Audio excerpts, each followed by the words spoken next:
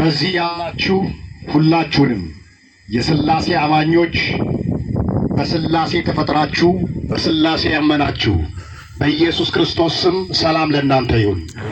የእግዚአብሔር ፍጥረት ሁሉ ሰዎች በጌታ በኢየሱስ ስም ደግሜ ሰላም እላችኋለሁ። የክርስቶስ ሰላም ለእናንተ ይሁን። የእግዚአብሔር ስም ለዘላለም ይባረክ። በመጽሐፍ ቅዱሳችን በመጨረሻው መጽሐፍ በመጨረሻው ምዕራፍ ስለ አዲስ ሰማይ ስለ አዲስ ምድር ስለ ዘላለማዊቱ ከተማ ይናገራል።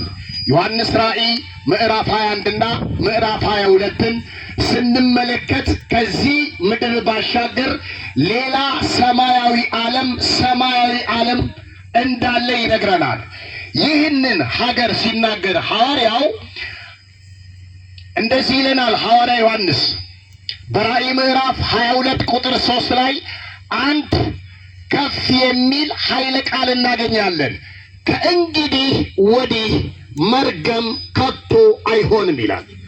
ክብር ለኢየሱስ ይሁን። ከእንግዲህ ወዲህ ከቶ መርገም አይሆንም። በዛች ከተማ ሌትና ቀን የለም። በዚያች ከተማ ለከተማይቱ የፀሐይ ብርሃን አያስፈልጋትም። ሙሽራው ኢየሱስ የዘላለም ንጉሥ ብቻውን ንጉሥ የሆነው ጌታ እርሱ ያበራላታል። ያቺ ከተማ ድንቅ ከተማ ናት። ያቺ ከተማ መሃልና ዳር የለባትም። ያቺ ከተማ ከጫፍ እስከ ጫፍ በውበት በክብር በኃይል የተሞላች ከተማ ናት። ያቺ ከተማ ለቅሶ ሐዘን የለባትም። እዚህ ሐዘን አለ፣ እዚህ ሞት አለ፣ እዚህ ለቅሶ አለ፣ እዚህ መገዳደል አለ፣ እዚህ መጠፋፋት አለ። እዚህ ይሄ የኔ ነው ያ ያንተ ነው ከዚህ ወዲያ አትለፍ የሚል መጋጨት ፊልም አለ። ይሄም ቢሆን የእሱ ነው። እቺ ምድር ግን ትጠፋለች። የማይጠፋ ዘላለማዊ ሀገር ተዘጋጅቶልናል። ዘላለማዊ ሀገር ስለመኖሩ አንዳች ጥርጥር የለም። የተረጋገጠ ሐቅና እውነት ነው። ጥያቄው ግን ወደዚች እረፍት ወደ ተሞላባት እዚህ ያለው በዚያ ወደማይቀጥልበት ሀገር እንዴት እገባለሁ የሚለው ነው መጠየቅ ያለበት። በየትኛውም ሃይማኖት አለኝ በሚል እምነት ተቋም ውስጥ ከሞት ባሻገር ሕይወት እንዳለ ክርክር የለም። ትንሣኤ እንዳለ ክርክር የለም። አንዳንድ ትንሣኤ የለም የሚሉ ቢኖርም በአብዛኛው ግን ትንሣኤ እንዳለ ያምናሉ። ግን ከትንሣኤ በኋላ ወዴት ይሄዳለሁ ነው።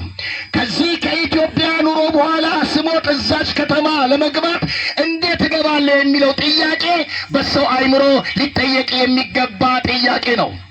ጌታችን መድኃኒታችን ኢየሱስ ክርስቶስ የሥላሴ አካል የሆነው እግዚአብሔር ወልድ ከሰማይ ወርዶ በምድር በሚመላለስበት ወቅት በአጸደ ሥጋው እንዲህ ሲል ተናግሮ ነበረ። እቺም ምድር ለቆ ሊወጣ ሲል ጌታችን ኢየሱስ ክርስቶስ ወደዚች ምድር እኛን ሊያከብር በበረት በውርደት ገባ።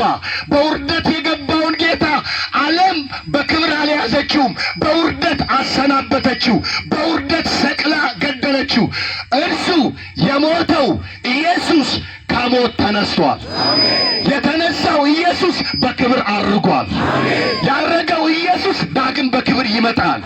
ይሄ የተረጋገጠ ሐቅና እውነት ነው። ከመወለዱ በፊት እንደሚወለድ ነቢያት ተናገሩ፣ ተፈጸመ። እሱ ራሱ እንደሚሰቀል እንደሚሞት ተናገረ፣ ተፈጸመ። እንደሚነሳም ተናገረ፣ ተነሳ። አርጋለሁ ሄዳለሁ አለ፣ ሄደ። እመጣለሁ ብሏል፣ እንዳለው ይመጣል። ተስፋ ቃሉ የታመነ አስተማመኛ እውነተኛ ነው። ለእኛ ደግሞ አንድ ተስፋ ሰጥቶን ነበር። ቅድም እንዲህ ብያችሁ ነበር። እቺ ከተማ አስተማማኝ ናት፣ ግን እንዴት እንገባባታለን የሚል ጥያቄ አለ።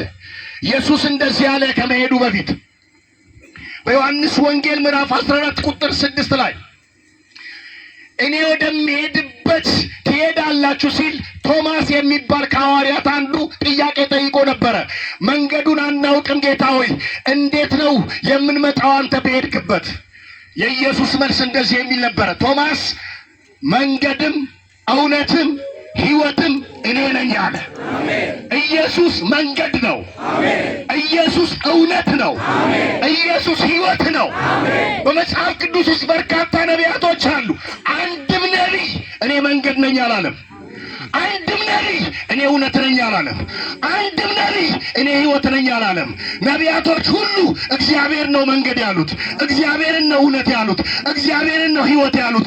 ኢየሱስ እግዚአብሔር ስለሆነ እንደዚህ ብሏል፣ እኔ መንገድ ነኝ፣ እኔ እውነት ነኝ፣ እኔ ሕይወት ነኝ። ኢየሱስ እውነት ተናጋሪ ብቻ ሳይሆን ራሱ እውነት ነው። ስሙ ለዘላለም የተባረከ ይሁን። ወደዚህ ከተማ ለመግባት አሳሳቢ አንገብጋቢ ጉዳይ ነው። አሁን ሁለት ፎርም ቢታደል በዚህ ህዝብ ፊት፣ አንደኛው አሜሪካ ፎርም ምንም ጣጣ የለውም ትገባለህ፣ ፎርሙን ብቻ ሙላ ቢባል፣ አንዱ ደግሞ መንግስተ ሰማያት። ሁለቱም ፕሮሰስ በዚህ ሳምንት ያልቅላል ተብሎ ይሄ ወረቀት ቢታደል የትኛውን ነው የምትሞሉት? ጥያቄውን በልባችሁ መልሱ ለራሳችሁ። ግን የአሜሪካን ሞልታችሁ ቢሳካላችሁ አሜሪካ ረሃብ አለ፣ አሜሪካም ጭንቀት አለ፣ አሜሪካም ሆኖ ጎዳና ላይ መውደቅ አለ፣ አሜሪካም እዚህ ያለው ስቃይ አለ። ነገር ግን ወገኖች ሆይ የትኛውም አገር የማይወዳደረው ነፃ ቪዛ ወደ ሰላም አገር ተዘጋጅቷል። አሜን፣ ሃሌሉያ። ይህንን ቪዛ ተቀበሉ። ምንም ጣጣ የለውም፣ ገንዘብ የለውም፣ ብዙ ነገር አይጠይቅም። አንድ ነገር ብቻ ነው፣ ኢየሱስ ክርስቶስን አምኖ መቀበል። ለመዳን የእግዚአብሔር መንግሥት ለመውረስ አንድና አንድ ኢየሱስ ብቻ። የሃይማኖት ስርዓት አያድንህም፣ ኢየሱስ ብቻ። መላእክት ሰማዕታት አያድኑህም፣ ኢየሱስ ብቻ።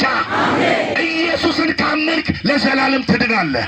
በኢየሱስ ካመንሽ ለዘላለም ትድኛለሽ። ኢየሱስ ብቸኛ አዳኝ አስተማማኝ ጌታ ነው። በዚህ ነው እኔ ሁሴን መሐመድ ያለ ፍርሃት በታላቅ ድፍረት ኢየሱስ ጌታ ነው እያልኩ የማውጀው። ለምን? እሱ በፍቅሩ ስላንበረከከኝ፣ እሱ በፍቅሩ ስለባረከኝ። ወንድማችን ታሪኩ በዘመኑ ኢየሱስ ክርስቶስን ተቀብሎ ደግሞ አገልግሎለታል። በዜማ ቃሉን ሰብኳል። ሩጫውን የክርስቶስ የሰጠውን ሩጫ ጨርሶ ሄዷል። ዛሬ ስጋውን የሞተውን ነው የሸኘነው። ነፍሱ ባጸደ ነፍስ አለች። አንድ ቀን በትንሣኤ ሃሌሉያ እዚህ ቀብር ጋር ካየናቸው ሰዎች ጋር ሁሉ በጌታ ሆነው ከተቀበሩት ጋር የጴንጤ መቃብር ስለሆነ ስለተቀበሩ ሳይሆን በጌታ ሆነው ከተቀበሩት ጋር በትንሣኤ አብሮ ይነሳል። ጌታም በክብር ይመጣል። ብቻውን ኢየሱስ ያድናል። የሰማነው ቃል እግዚአብሔር ይባርክልን በኢየሱስ ክርስቶስ ስም።